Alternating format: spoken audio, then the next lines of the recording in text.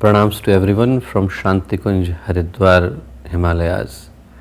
We would like to start today's discussion, which is a very special discourse on the Patanjali Yoga Sutra, with the recitation of the Gayatri Mantra. Gayatri Mantra, which is a special prayer that comes in the Vedas, is dedicated to the power of Gayatri, the power that takes us to the righteous path, the path of Sanmarga, the path of Sadgyan, the path of Sadbhava. So those of you who could chant the Gayatri Mantra, please recite it with me with a feeling of faith, devotion, dedication to the Supreme Consciousness, the power of Gayatri. Om Bhur Bhuvah Swaha Tatsaveturvarenyam Bhargo Devasya Dhimahi Dheyo Yonah Prachodaya.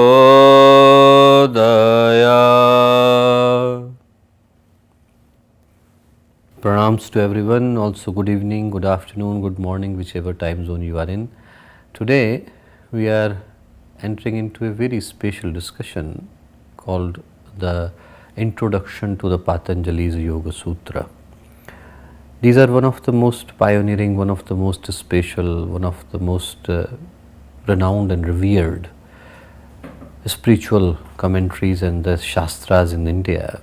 And the idea behind creating them had been very special. If we just close our eyes and go like 2000 years ago in the history of India, then we would realize the time when Patanjali was probably writing these Yoga Sutra, that there were multiple philosophies in existence in India.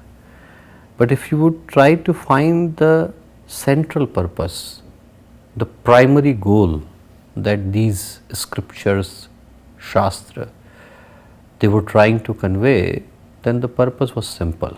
Purpose was to help a seeker, someone who is trying to reach to the absolute, ultimate, eternal, timeless truth, to help him to discover that through the scriptures that were being written. Because that is the main hunt for humanity. The hunt for humanity is to actually search for timeless wisdom. If we find everything else, but we cannot find the purpose of our existence, if I cannot figure out that what is the reason for I to be here, and without reaching to that heightened, supreme, ultimate consciousness, everything that I accomplish in this life seems to be incomplete, imperfect, futile, meaningless. So the idea of the spiritual scriptures like Yoga Sutra is to help the seeker reach to that ultimate goal, last frontier, Parama Satya, as they call it in Sanskrit.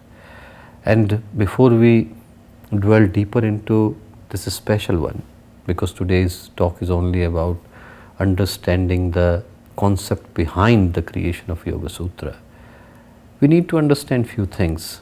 First thing that we need to understand is that in Indian scriptures or Indian wisdom traditions, or probably everywhere in the world, you would find that there were two kinds of scriptures being written. One, they were of temporal value. They were of philosophical, academic, dogmatic kind of importance. And they were of importance only for a certain period of time, or for certain kind of people, or certain kind of era, or certain kind of epoch. So they were of temporal value, and they lost their meaning after that time was gone. So they needed either a revision or an addition or a commentary or an explanation. They needed to be modified, they needed to be appropriated as per different geographical, cultural like relationships and boundaries and parameters. But there were some scriptures which were of eternal value, they were of timeless value, because they were talking about the ultimate path that the human beings are supposed to take. Because now when we are here and nobody has given us the map or manual that how we should behave on this planet, we have got the human life, but somehow we seem to have forgotten the true purpose that had been the driving force behind a human journey. There comes a very beautiful story in the Bodh Kathas of India, and a story comes of a man who read somewhere that in the village that he is living next to the river, where millions and millions of stones were there, one stone is the stone of Paras. Paras is a mythological stone that's been depicted in Indian traditions many times. And the idea is that if you touch that stone with any metal, that metal should turn into gold. He wanted to have it. But how would you have it? All the stones, they look the same. So he made a routine, and routine was that every day morning he would walk with the iron powder on the left hand and pick up the stone, touch it on the left hand, and then if it turns into gold, then fine, the quest is over. If it doesn't, then he would throw the stone back into the water. So one day it went okay. For one day he remembered why he was picking up, why he was touching it, and then why he was throwing it back to the water. One day it was okay, 2 days it was okay, a week it was okay. But after a week it became a habit. Became a habit to pick it up, to touch it and to throw it into the water. 1 month was gone, 1 year was gone, 5 years were gone, 10 years, 20 years were gone. And the story goes that one day he picked up the stone, touched it here, threw it in the water, then looked, and this iron powder became the gold, but the stone was gone. Same is with the human life. Before we realize the purpose, the agenda, the motive, why we were given this opportunity, it becomes too late, too late. And the idea of these kind of scriptures to wake person up from their unconscious routine where life has become a habit. We are living like a zombie. We are doing exactly the same thing. Every morning we are repeating ourselves. Evening we are repeating ourselves. We have become habitual, we have become accustomed of living the same life. But somebody has to shake it up and remind us the true possibility that this life offers to us, to remind us to unveil, to manifest the hidden, divine, beautiful, pristine possibilities that our life offers. And the purpose of the scriptures like Yoga Sutra, Patanjali Yoga Sutra, is to remind us of that possibility, the ultimate frontier, the last goal, the final freedom one has to look for, samadhi. And the reason he call it Yoga Sutra, because Sutra is a very beautiful word in Sanskrit. Sutra are very short. They are called aphorisms in English. I don't know whether that's the right translation, but sutra are very small. Like if you read the Patanjali Yog Sutra, Yoga Anushasanam, Yogasya Chitta Vritti Nirodha, Tada Drishtuh Swarupe Vasthanam, Vritti Sarupa Mitratra. I mean, 4 are gone. If you really want to do it, then you can finish it in 3 minutes, 4 minutes. All 195 aphorisms or 195 sutra would be gone, 2000 words would be repeated. So they are very not very long. But the idea for sutra to be there, because they were easy to be memorized. That's where the Shruti tradition came. The sutra were created so that the knowledge could be imparted to one person who was considered the rightful owner or heir to that knowledge, and he would keep it. He would keep the parampara. He would keep this spiritual tradition alive and intact by remembering it. However, it comes with a trick. Comes with a trick that you can remember it, but for one to give the explanation, you need somebody to guide, because they are only words. Chitta, vritti, nirodha. Unless you understand what is chitta, unless you understand what is vritti, unless you understand what is nirodha, it becomes very hard for one to offer the explanation. That's why Patanjali Yog Sutra, they are so short. Only like Samadhi Pad, Sadhan Pad, Vibhuti Pad, Kaivalya Pad, all full chapters, it's 195 aphorisms, 195 sutras are there. It takes literally no time to complete them. But still, the people who wrote commentaries upon the Yoga Sutra, Acharya Shankar wrote it. The great scholar who single-handedly created the tradition of the Vedanta, he wrote the commentary on it. Vyāsa Bhashya, Vyāsa wrote it. Vachaspati Mishra wrote Tattva Vaisharade. Vijnana Bhikshu wrote Yoga Vartik. Hariharananda Aranya wrote Bhaswati. Ramananda Saraswati wrote Maniprabha. Nagoji Bhatt wrote Bhava. Ganesh wrote Raja Bhoj wrote, Martanda Vritti. So many people I have counted, and they are institution in their own right. They all wrote commentaries on the small fragment of the Yoga Sutra. So before we go deep into the Yoga Sutra or try to understand it, two things are important. One thing is to understand that these sutras are not written for one country or one religion or one place or one era or one time or one yuga or one kal. They are created for humanity. They are of shashwata value. They are for uniform value. They are for universal significance. They are searching for the eternal, timeless, absolute truth. As long as the humanity would last, their value would be there. Second thing, they are the sutra, and sutra are important because they were like encapsulated form of a deep divine knowledge that one could master if he or she is able to understand the significance of the words. Now, further, what we need to understand is that while we are reading scriptures of spiritual significance or cosmic significance or internal significance, atmik utkarsh or internal value, then in that case it is important to remember the difference between hearing and listening. Hearing is mechanical. My sound may go to your ear and it would reflect back from there, but it is also hearing so many other sounds and noises and voices. For listening, your consciousness should be there. It's the same difference between attendance and availability. If you take an attendance, many people are present. But if you want to see that who is available, you need to see that whose heart is there. If your consciousness is there, in 5 minutes you can imbibe the entire thing. If consciousness is not there, then one can talk to you for 3 years and it would go nowhere. There comes two beautiful stories in the scriptures. One is the story of Bodhisattva, the first person who went to take the message of Bhagwan Buddha to China, and for 30 years he was just looking at the wall, doing nothing. People thought that he doesn't speak, he is mute, cannot say a word. One day a person came, great sadhak himself, great spiritual seeker, and when Bodhisattva saw him, he started to talk. So people said, oh, we thought that you never speak, we thought that you you cannot talk. Bodhisattva said that no one came before to whom I could talk. First time I found someone to whom I can talk. Your consciousness should be there.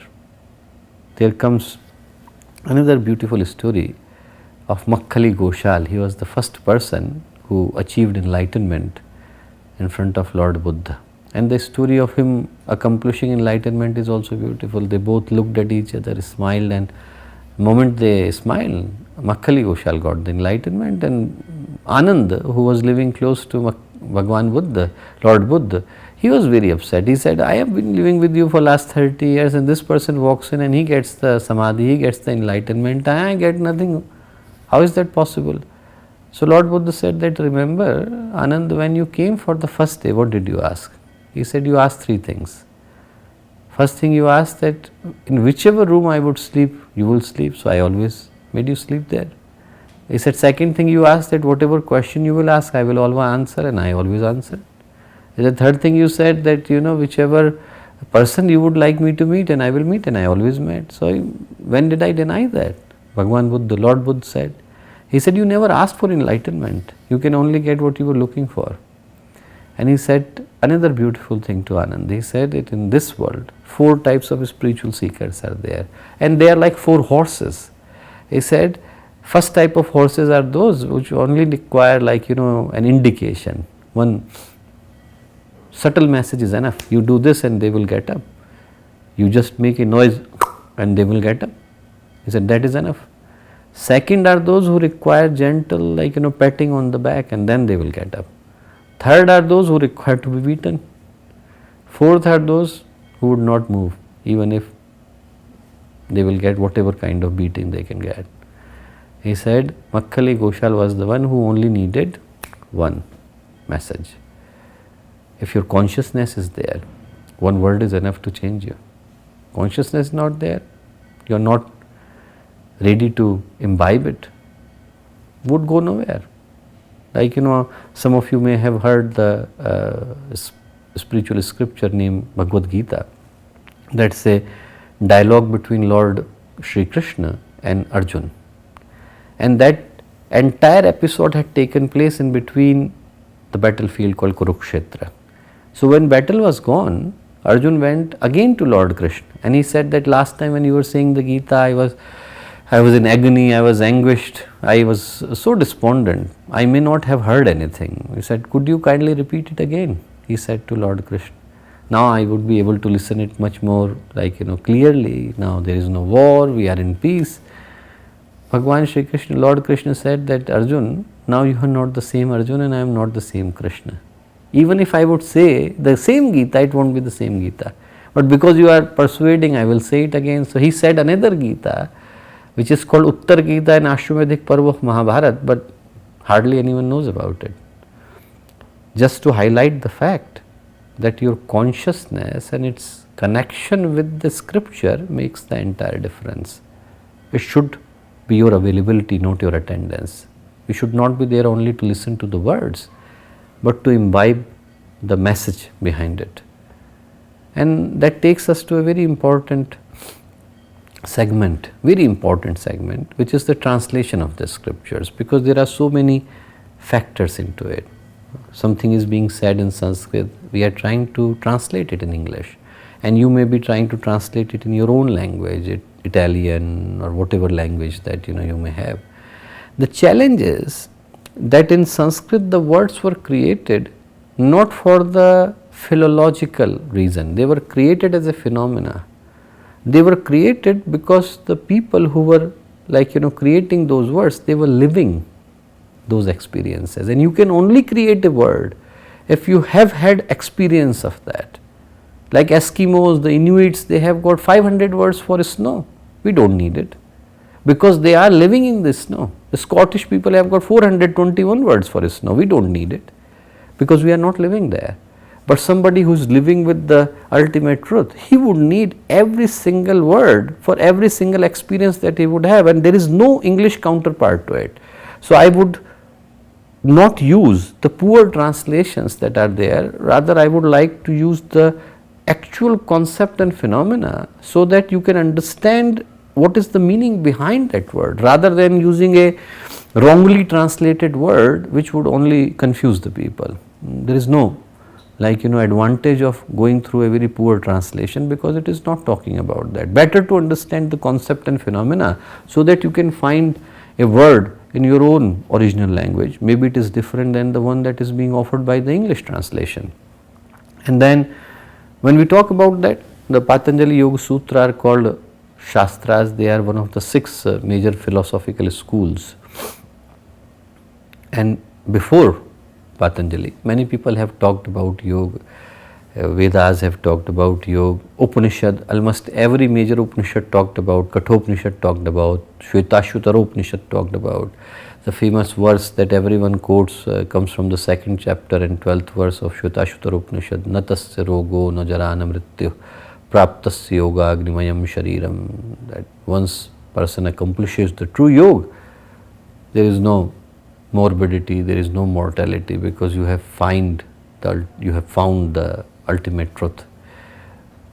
Maitrayani Upanishad talks about, Kashta Upanishad talks about, many Upanishads talk about, and Yoga and Sankhya for long have been inseparable, because Sankhya was essentially talking about the same metaphysical reality. That's why in Gita, Bhagwan Shri Krishna is saying that they both are the same. Ekam Sankhyam cha Yogam cha yah pashyati sha pashyati, Bhagwan Shri Krishna is saying in the Gita. The idea behind that was very clear, that there were so many schools of thought already available before Patanjali when he was writing it. So somebody was needed to bring an integration to different kinds of definitions being provided by different kinds of branches, and in reality Patanjali's Yoga Sutra is irreplaceable. You cannot take any word out. If I don't know whether you have read about Einstein's discovery, the reason Einstein's research paper which got him the Nobel Prize was so widely cited is because this person came with no physics background. He had no access to laboratory. Einstein had no access to laboratory. He was working as a 3rd division clerk in a patent office when he wrote the research papers, and he wrote 3 research papers which changed the entire idea of the physics. First one got him the Nobel Prize, second one actually created the change, like the atoms do exist, it created the idea, and third changed the world forever. It gave the concept of relativity, and these 3 papers came with no citation, no reference, and every single word that Einstein used, they were never used before. Patanjali is just like that. The word that he used, chitta, vritti, nirodh, asampragyat, sampragyat, vivek khyati, dharma me khyati, all these samadhis that he would talk about, they were never used before. So to understand him, you need to understand the concept and phenomena rather than going through the translations which would only be talking about, near about experience, but not what Patanjali is talking about. And then Patanjali himself, beautiful life, there are so many ways to describe him. People call him the reincarnation of Shesh, Bhagwan, Lord Vishnu's main, Sahyogi, main companion. And Patanjali, the beauty of his life is, although he came from a very learned family of India, he was one of the person from the lineage of Maharshi Angira, one of the Saptarshis, and he was the son of the great person who wrote the commentary on the Vedas, Prachina Yoga, and Kauthum Rishi gave him the discourses, but that's not important. Important is what Patanjali talked about. Although there are scholastic disputes, but there is no point of actually going into that historical dispute and another such dispute. Important is to take the message. Message is that in scriptures we talk about 3 kinds of impurities, the 3 kinds of kusanskar, 3 types of the impurities that one could have. Either you could have the impurity of the body, sharir kamal, or you could have the impurity of the man, chittasya mal, chitta ki shuddhi, and third you could have the impurity of the vani, speech. And Patanjali famously gave scripture for all 3. For the purification of the chit and mind, he wrote the Yoga Sutra. For the purification of body, he wrote the Ayurveda compendium. For the purification of speech, he wrote the Ashtadhyayi, he wrote the compendium to the Vyakarana, grammar, Sanskrit grammar. And one person who could write all 3, and still they all are considered irreplaceable texts, you can imagine. You can imagine from the fact that one person who wrote single aphorisms, and still people like Acharya Shankar writing a commentary on it, Vyasa is writing the Vyasa Bhashya on it, Vachaspati Mishra writing Tattva Isharadi on it, Vijnana Bhikshu writing Yog Vartik on it. So many people writing commentary on it can easily make you understand that how important his work was. I will end today's discussion, this beautiful prayer to the Patanjali, where it is said that yogena chittasya padena vacha malam sharirasya cha vaidikena, that to purify the karma of the kusanskara of the chitta, he gave the Yoga Sutra. For sharir, for body, he gave the Ayurveda, and for the vani, speech, he gave the Vyakarana.